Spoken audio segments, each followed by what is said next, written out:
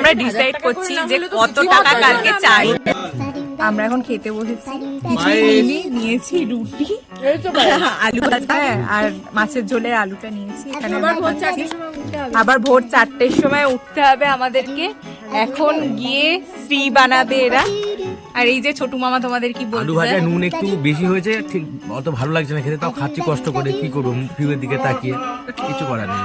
আর হচ্ছে মাছের ঝোলে হচ্ছে একটু লঙ্কা গুঁড়ো দিয়েছে একটু বেশি, বাদ বাকি ঠিকঠাকই আছে। শুধু খুব মানে ঠান্ডা বরফ আমরা কেউ খেতে পারি। মনে হচ্ছে আমরা ভিডিও কলে কারোর সঙ্গে কথা বলছি। তুই কিছু বল। আমি খাওয়ায় ফোকাস করতে চাই। আপনাদের কাছে প্লিজ রিকোয়েস্ট, মেয়েটা বিয়ে থেকে শুরু করে এর বিয়ে, ওর বিয়ে, সবার বিয়ের ব্লগ দিল, সাবস্ক্রাইবার আর বাড়লো একটা সাবস্ক্রাইব, আপনার বাবা মার আয়ু বাড়বে।